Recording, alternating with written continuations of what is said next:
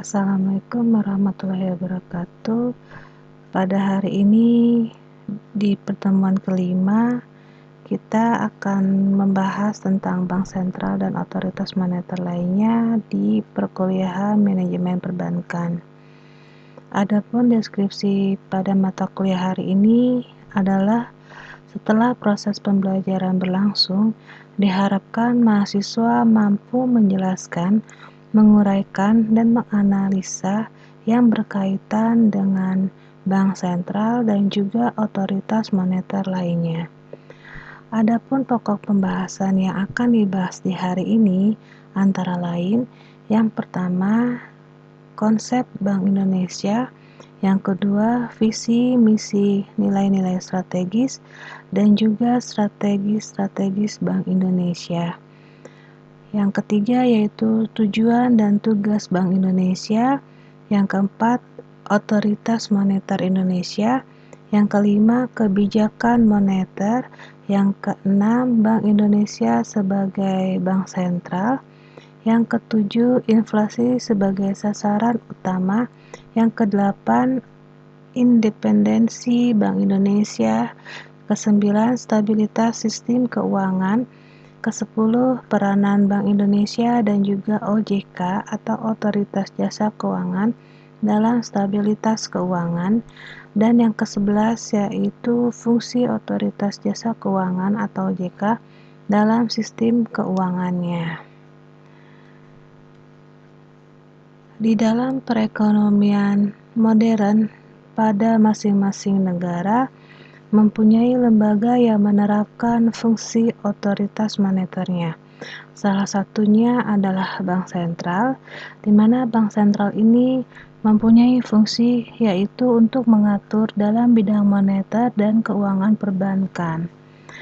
Pada di setiap negara hanya ada satu bank yang digunakan yaitu bank sentral, karena bank sentral ini memiliki kewenangan yaitu mengontrol kelancaran sistem pembayaran di dalam suatu negaranya tersebut. Keberadaan pada sistem pembayaran yang aman, efisien, dan juga handal dianggap sangat penting pada suatu perekonomian di suatu negaranya. Oleh karena itu, sistem pembayaran yang efisien dan aman ini mendukung berjalannya perekonomian di suatu negara untuk menjaga dan meningkatkan stabilitas perekonomian di dalam sistem moneternya dan juga stabilitas sistem keuangannya. Adapun sistem pembayaran ini merupakan salah satu inti utama yang mendukung aktivitas perekonomian di dalam suatu negara, karena sistem pembayaran ini juga wajib dijaga agar berjalan secara efisien dan juga bersifat aman. Dalam sistem pembayaran Bank Indonesia diperbolehkan hanya ada pemberlakuan dan juga penetapan kebijakan sistem pembayarannya. Tugas di Bank Indonesia sendiri adalah sebagai penanganan clearing, di mana clearing ini adalah suatu aktivitas yang berjalan sejak terjadinya kesepakatan antar bank untuk jenis-jenis peralatan pembayaran tertentu. Maka Bank Indonesia ini memiliki tujuan yaitu memelihara dan mencapai kestabilan dalam nilai rupiahnya, karena Bank Indonesia ini merupakan atau dianggap sebagai bank sentral yang merupakan satu-satunya lembaga yang mempunyai kewenangan untuk mengeluarkan dan mengedarkan alat pembayaran tunai hingga memiliki kewenangan untuk mencabut atau menarik atau memusnahkan uang-uang yang ada di Indonesia, terutama uang rupiah yang ada di Indonesia ini yang tidak berlaku lagi di dalam peredaran perekonomian di Indonesia. Selanjutnya ada konsep Bank Indonesia, di mana Bank Indonesia ini adalah Bank Sentral Republik Indonesia yang dimana juga merupakan lembaga negara yang independen sifatnya, lalu memiliki kebebasan dari campur tangan pemerintah ataupun dari pihak-pihak lainnya, kecuali dalam hal yang secara tegas diatur dalam undang-undang yang berlaku di Republik Indonesia ini. Tujuan dari Bank Indonesia sendiri adalah mencapai dan memelihara kestabilan nilai rupiah, di mana Bank Indonesia sendiri mempunyai tugas antara lain, yang pertama yaitu menetapkan dan melaksanakan kebijakan moneter, yang kedua yaitu mengatur dan menjaga kelancaran sistem pembayarannya, yang ketiga yaitu mengatur dan mengawasi bank lainnya. Dalam rangka menetapkan dan melaksanakan kebijakan moneter di Bank Indonesia sendiri memiliki kewenangan yang pertama yaitu menetapkan sasaran-sasaran moneter dengan memperhatikan sasaran laju inflasi yang ditetapkannya, lalu melakukan pengendalian moneter dengan menggunakan cara-cara yang termasuk tetapi tidak terbatas kepada yang pertama yaitu operasi pasar terbuka di pasar uang, baik yang rupiah maupun di valuta asingnya. Yang kedua yaitu menetapkan tingkat diskontonya, dan yang ketiga yaitu penetapan cadangan wajib minimumnya. Selanjutnya ada visi, misi, nilai-nilai strategis dan juga sasaran strategis di dalam Bank Indonesia, yang dimana visinya ini adalah menjadi lembaga bank sentral yang kredibel dan terbaik di regional melalui penguatan nilai-nilai strategisnya yang dimiliki serta pencapaian inflasi yang rendah dan nilai tukar yang stabil. Sedangkan misinya yaitu yang pertama mencapai stabilitas nilai rupiah dan menjaga efektivitas transmisi kebijakan moneternya untuk mendorong pertumbuhan ekonomi yang berkualitas. Yang kedua yaitu mendorong sistem keuangan nasional bekerja secara efektif dan juga efisien, serta mampu bertahan terhadap gejolak internal dan eksternal untuk mendukung alokasi sumber pendanaan atau pembiayaan dalam berkontribusi pada pertumbuhan dan stabilitas perekonomian nasionalnya.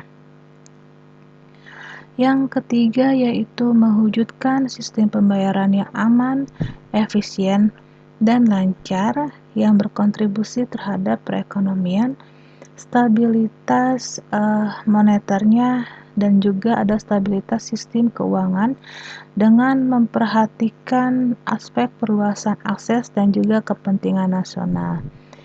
Yang keempat yaitu meningkatkan dan memelihara organisasi serta SDM Bank Indonesia dengan menjunjung tinggi nilai-nilai strategisnya dan juga berbasis kinerja, serta melaksanakan tata kelolanya atau governance-nya yang berkualitas dalam rangka melaksanakan tugas yang diamanatkan oleh undang-undang.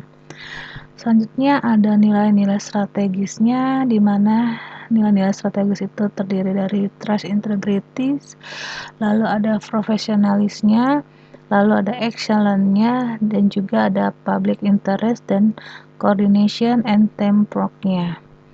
Selanjutnya ada sasaran strategis, di mana sasaran strategis ini diwujudkan berdasarkan visi, misi, dan nilai-nilai strategis tersebut. Untuk di Bank Indonesia sendiri, menetapkan sasaran strategis jangka menengah panjangnya itu dilihat dari memperkuat pengendalian inflasi dari sisi permintaan dan juga sisi penawarannya.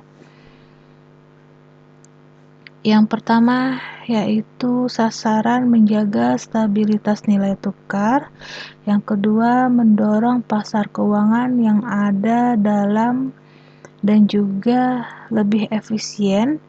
Yang ketiga, menjaga SSK yang didukung dengan penguatan Survival SP. Yang keempat, mewujudkan keuangan inklusif yang terarah, efisien, dan juga sinergis. Yang kelima, yaitu memelihara SP yang aman, efisien, dan juga lancar. Yang keenam, yaitu memperkuat pengelolaan keuangan Bank Indonesia yang akuntabelnya. Yang ketujuh, yaitu mewujudkan proses kerja efektif dan juga efisien dengan mendukung SI-nya, kultur, dan juga governance-nya. Yang kedelapan, yaitu mempercepat ketersediaan SDM yang kompeten. Yang kesembilan, yaitu memperkuat aliansi strategis dan juga meningkatkan persepsi positif Bank Indonesia. Dan yang terakhir, yaitu yang ke-10, menetapkan kelancaran transisi pengalihan fungsi pengawasan bank ke OJK-nya. Selanjutnya ada tujuan dan juga 3 pilar utama pada Bank Indonesia. Yang pertama, yaitu tujuan tunggal untuk Bank Indonesia.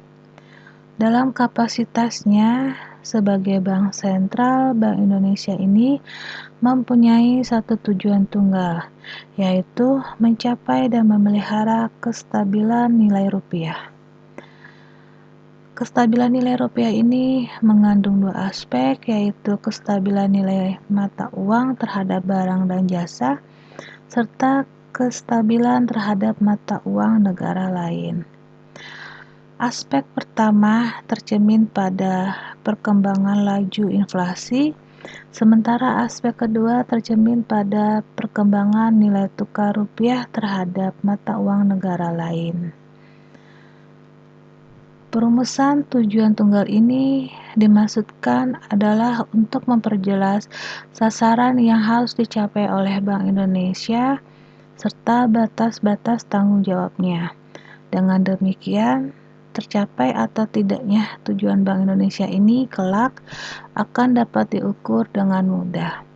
Selanjutnya, ada 3 pilar utama di dalam Bank Indonesia.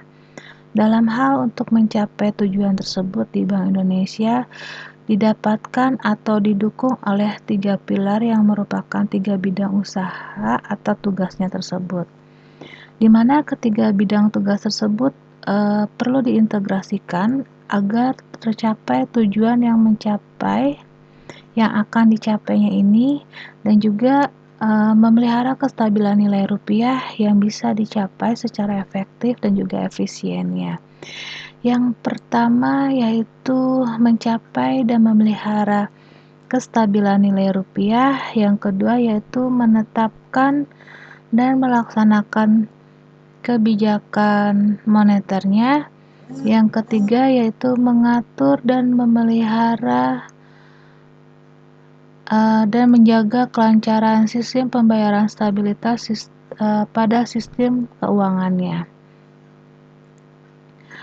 Pada otoritas moneter Indonesia, yang kita ketahui bahwa otoritas moneter adalah suatu bentuk di mana mereka mempunyai kewenangan untuk mengontrol jumlah uang yang beredar dan juga mempunyai hak untuk menetapkan suku bunga dalam hal untuk menetapkan biaya dan juga stok atau persediaan uang di dalam suatu negaranya tersebut. Kedudukan pada bank sentral di dalam perekonomian dianggaplah sangat penting karena bank sentral ini adalah mitra pemerintah untuk melakukan berbagai aktivitas ekonomi melalui kebijakan suku bunganya yang statusnya sebagai otoritas moneter, di mana bank sentral ini memiliki atau mempunyai tugas tujuannya dan wewenang yang tidak dimiliki oleh lembaga ekonomi lainnya.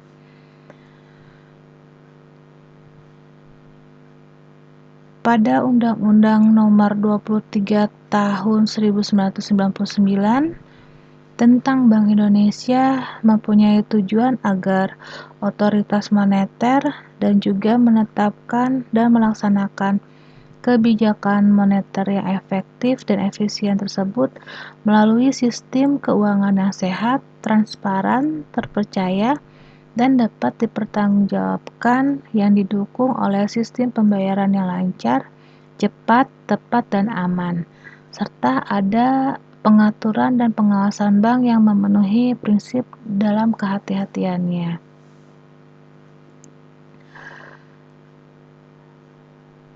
Selanjutnya ada kebijakan moneter, di mana kebijakan moneter ini bisa kita lihat dari ruang lingkup kebijakan moneternya. Dalam hal ruang lingkup kebijakan moneter ini, yang kita ketahui bahwa kebijakan moneter ini adalah suatu upaya untuk mengendalikan keadaan ekonomi agar mencapai tingkat pertumbuhan yang tinggi dengan mengatur jumlah uang yang beredarnya tersebut.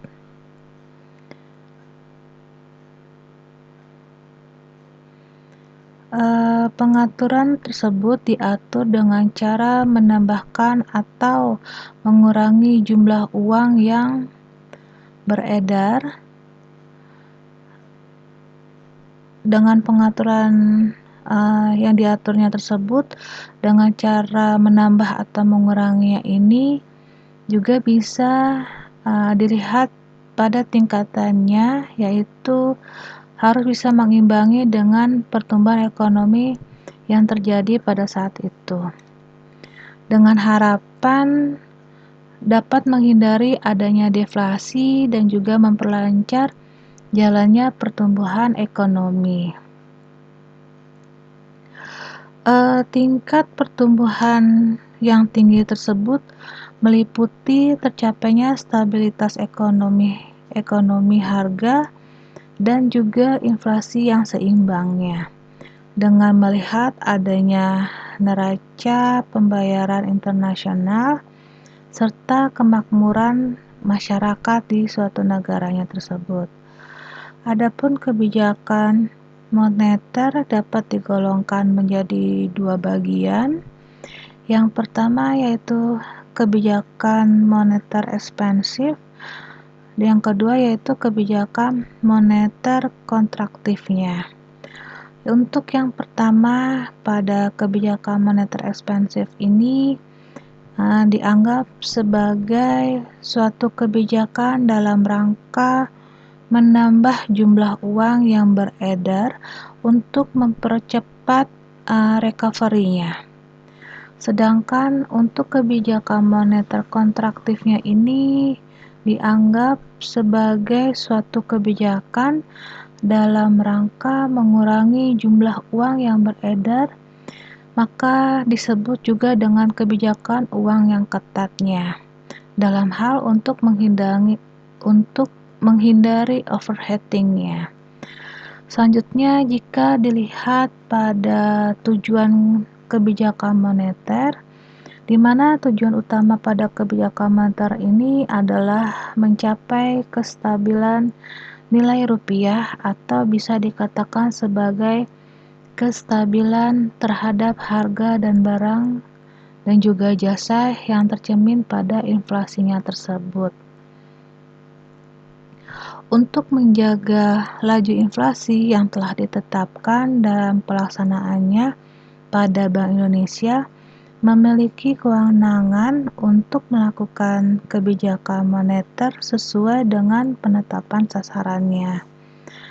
Ada beberapa instrumen yang bisa digunakan dalam pengendalian sasaran tersebut dengan tujuan yang sama, yaitu untuk mengontrol jumlah uang yang beredar, antara lain pada operasi pasar terbuka, lalu ada tingkat diskontonya, dan yang ketiga adalah rasio kasnya. Untuk operasi pasar terbuka dilihat dalam kebijakan ini, yaitu dilakukannya dengan cara menjual atau membeli kembali surat-surat berharga di pasar modal. Sedangkan pada tingkat diskontonya ini, kebijakan ini dilakukan dengan cara menaikkan atau menurunkan tingkat suku bunganya. Sedangkan pada rasio kasnya, kebijakan ini dilakukan dengan cara mengontrol tingkat rasio kas atau cadangan minimumnya itu yang harus disimpan oleh bank tersebut. Yang ketiga, dilihat pada prinsip-prinsip kebijakan moneter. Ada 4 prinsip-prinsip tersebut yang sering digunakan yang dianggap sebagai acuan dalam menentukan kebijakan moneternya, khususnya di negara-negara berkembang. Yang pertama yaitu memiliki sasaran utama, yaitu sasaran inflasi yang dijadikan sebagai otoritas atau prioritas pencapaiannya atau overriding objektifnya, dan juga acuannya dilihat pada nomina acornya dan juga ada kebijakan moneternya. Yang kedua yaitu bersifat antisipasif, mengingat adanya efek tunda kebijakan moneter, lalu dilihat adanya kebijakan yang diambil akibat yang akan di masa yang akan datangnya. Yang ketiga yaitu mengikatkan diri kepada suatu aturan atau rules-nya, tetapi juga cukup fleksibel dalam pengoperasiannya. Dan yang keempat yaitu transparan dan juga berakuntabilitas atau good governance-nya. Selanjutnya, jika Bank Indonesia dianggap sebagai bank sentral, di mana lembaga yang memiliki peran terpenting di dalam perekonomian, terutama di bidang moneter, keuangan, dan juga perbankan adalah dilakukan oleh bank sentralnya. Dalam negara Indonesia, bank sentral ini dijadikan sebagai bank sentral karena Bank Indonesia ini termasuk lembaga kenegaraan yang bersifat independen dan bebas dari campur tangan pemerintahnya atau pihak lain dalam melaksanakan tugas serta wewenangnya. Sebagaimana kita ketahui bahwa Bank Indonesia dibentuk dengan tujuan agar kebijakan moneter dan otoritas moneter tersebut dapat berjalan dengan efektif dan juga efisien melalui sistem keuangan yang sehat, transparan, dan juga dapat dipertanggungjawabkan. Tujuan dari Bank Indonesia tersebut selalu bersangkutan dengan penting atau memiliki kepentingan secara nasional, seperti harus mencapai dan juga memelihara kestabilan nilai mata uang rupiah. Dalam penetapan dan melaksanakan tugas kebijakan pada Bank Indonesia ini adalah melakukan pengendalian jumlah uang yang beredar dan juga suku bunga dalam perekonomiannya.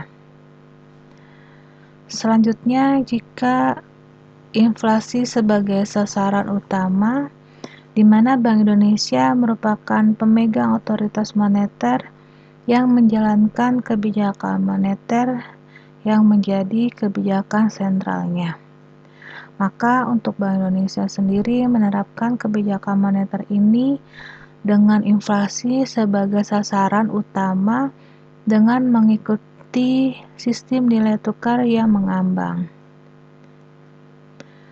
Sebagaimana di dalam sistem nilai tukar mengambang ini, yang dimana kurs mata uangnya ditentukan oleh mekanisme pasar sepenuhnya, tanpa ada campur tangan dari pemerintah dan juga cadangan devisa yang tidak diperlukan, karena otoritas moneter ini tidak berusaha untuk memanipulasi kurs tersebut.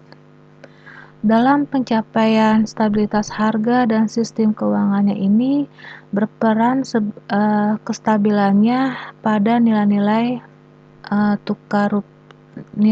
tukar rupiahnya yang mereka ini dianggap sangat penting. Maka Bank Indonesia ini melakukan kebijakan untuk nilai tukar dalam hal mengurangi pergerakan nilai tukar yang berlebihannya itu.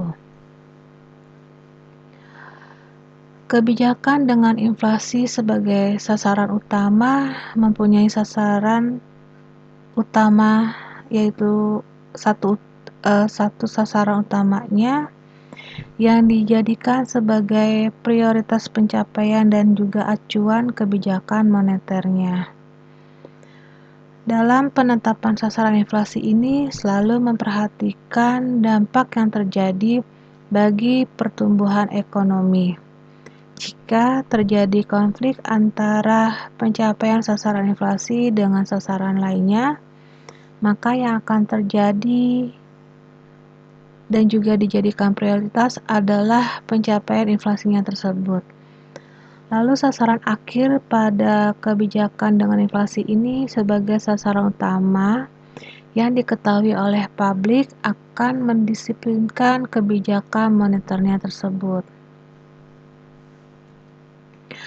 Selanjutnya yaitu independensi Bank Indonesia, di mana Bank Indonesia ini yang kita ketahui adalah lembaga negara yang sifatnya independen karena mempunyai atau memiliki wewenang penuh dalam merumuskan dan melaksanakan setiap tugas-tugasnya sesuai dengan ketentuan yang ada di dalam undang-undang di negara Republik Indonesia.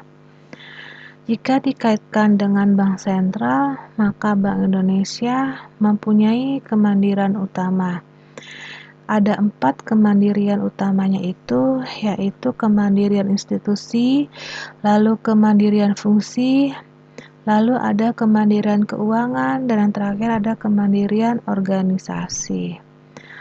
Pada kemandirian institusi, di mana Bank Indonesia diberikan kewenangan dalam menetapkan kebijakan moneternya secara independen tanpa campur tangan dari pemerintah.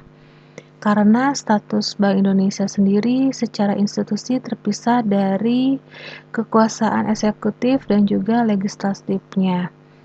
Lalu ada kemandirian fungsinya, di mana Bank Indonesia ini mempunyai kebebasan dalam memilih instrumen yang diperlukan untuk mencapai tujuan dan juga sasaran moneternya yang lebih ditentukannya tersebut.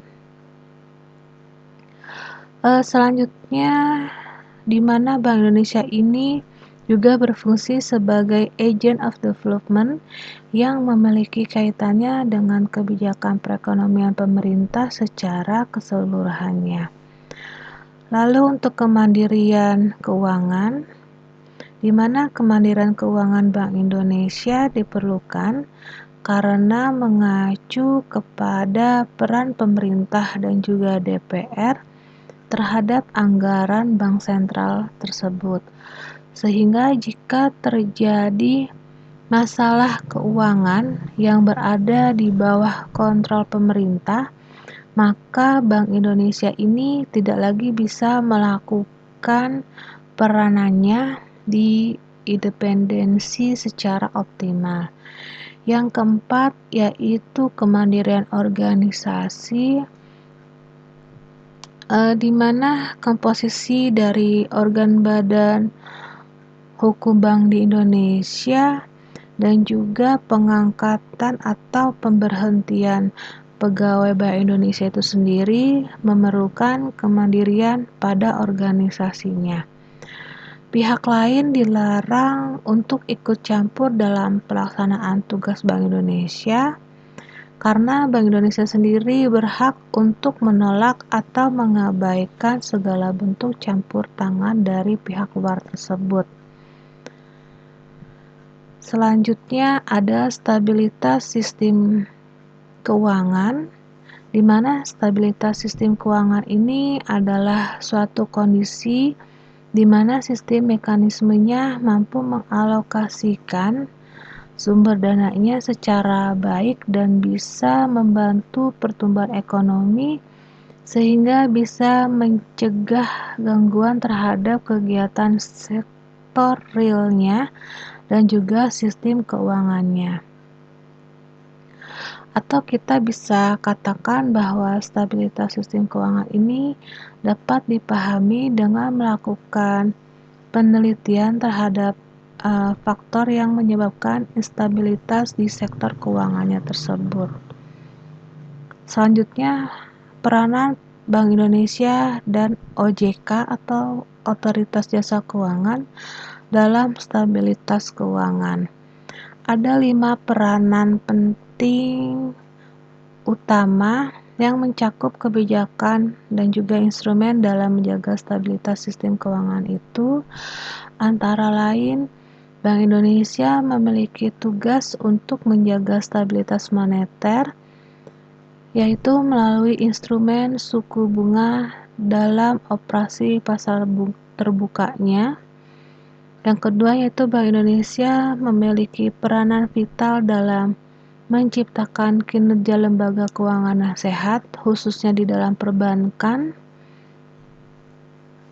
Yang ketiga yaitu Bank Indonesia memiliki kewenangan untuk mengatur dan menjaga kelancaran sistem pembayaran.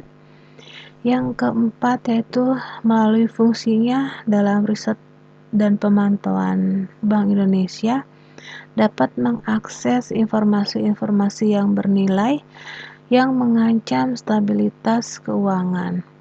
Dan yang terakhir yaitu Bank Indonesia memiliki fungsi sebagai jaring pengaman sistem keuangan melalui fungsi bank sentralnya sebagai leader of the last resort-nya atau LOLR-nya.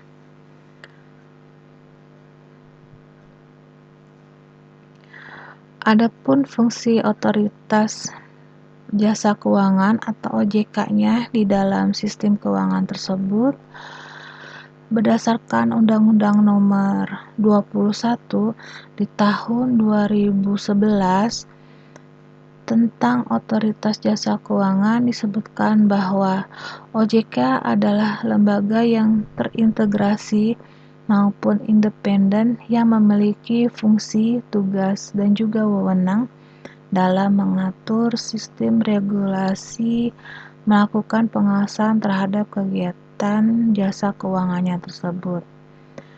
Di mana OJK ini merupakan lembaga yang bukan bagian dari kekuasaan pemerintahan dan dijalankan dengan menerapkan prinsip-prinsip tata kelola yang baik, yang dimana pengelolaan ini meliputi akuntabilitas, transparansi, independensi, pertanggungjawaban, dan juga kewajarannya. Sedangkan tujuan dari dibentuknya OJK ini adalah untuk memenuhi dan melindungi kebutuhan dan kepentingan masyarakat, mewujudkan sistem keuangan yang stabil dan berkelanjutan, serta terselenggaranya sistem keuangan yang teratur, adil, akuntabelnya, dan juga transparannya. Maka dari akhir perkuliahan hari ini kita bisa simpulkan atau kesimpulannya adalah Bank Indonesia merupakan Bank Sentral Republik Indonesia, di mana merupakan lembaga negara yang independen, bebas dari campur tangan pemerintah dan atau pada pihak-pihak lainnya, kecuali untuk hal-hal yang secara tegas diatur dalam undang-undang.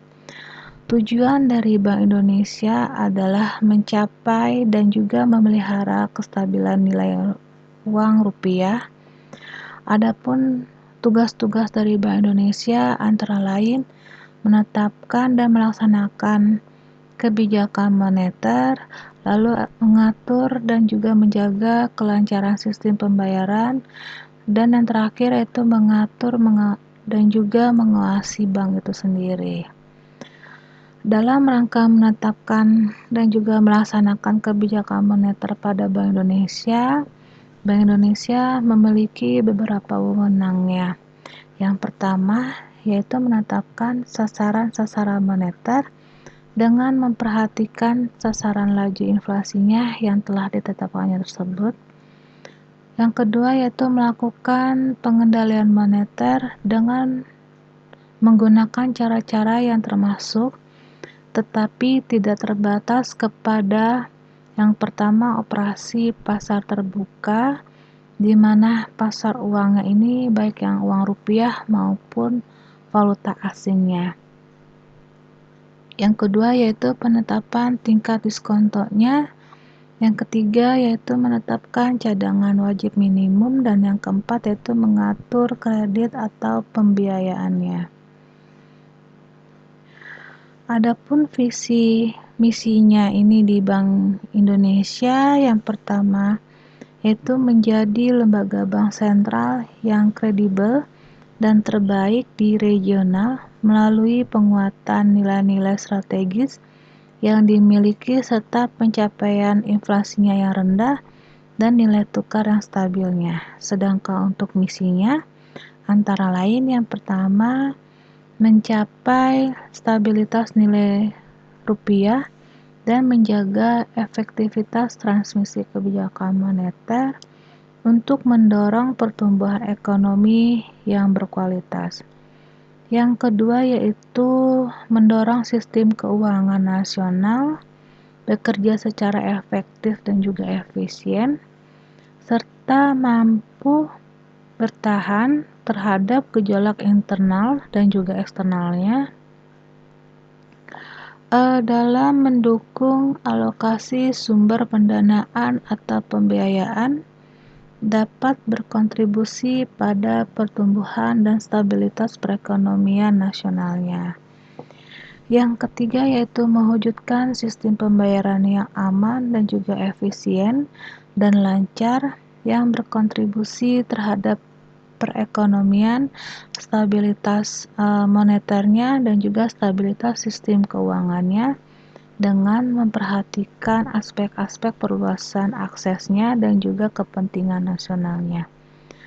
Yang keempat yaitu meningkatkan dan memelihara organisasi serta SDM yang ada di Bank Indonesia yang menjunjung tinggi nilai-nilai strategis dan juga berbasis kinerjanya, serta melaksanakan tata kelola atau governance-nya ini yang berkualitas dalam rangka melaksanakan tugas yang diamanatkan oleh undang-undang.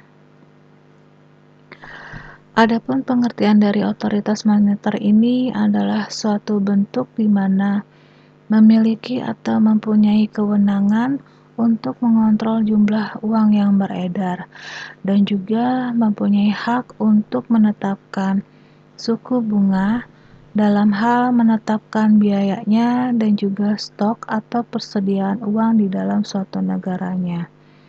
Sedangkan pengertian dari bank sentral itu sendiri merupakan mitra pemerintahan untuk melakukan berbagai aktivitas perekonomian atau ekonomi melalui kebijakan suku bunga yang statusnya itu adalah sebagai otoritas moneter, di mana bank sentral ini memiliki atau mempunyai tugas, tujuan, dan juga wewenang yang tidak dimiliki oleh lembaga ekonomi lainnya.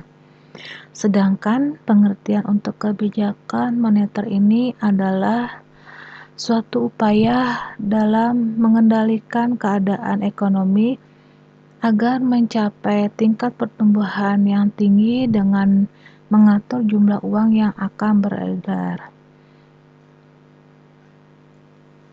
Ada dua kebijakan moneter digolongkan menjadi dua bagian. Yang pertama yaitu kebijakan moneter ekspansifnya, yang kedua yaitu kebijakan moneter kontraktifnya.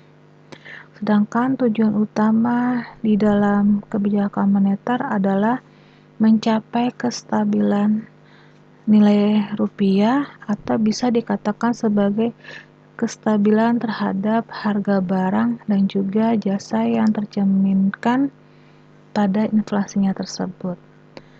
Ada beberapa prinsip-prinsip yang sering digunakan sebagai acuan dalam menentukan kebijakan moneter, khususnya pada negara-negara berkembang, antara lain yaitu memiliki sasaran utama, yang kedua yaitu bersifat antisipasif, yang ketiga yaitu mengikatkan diri kepada suatu aturan atau rules-nya, tetapi cukup fleksibel dalam operasionalnya. Yang keempat yaitu transparan dan juga berakuntabilitasnya. Demikian dari pemaparan pada materi perkuliahan di pertemuan kelima ini. Sampai ketemu di perkuliahan selanjutnya. Wassalamualaikum warahmatullahi wabarakatuh.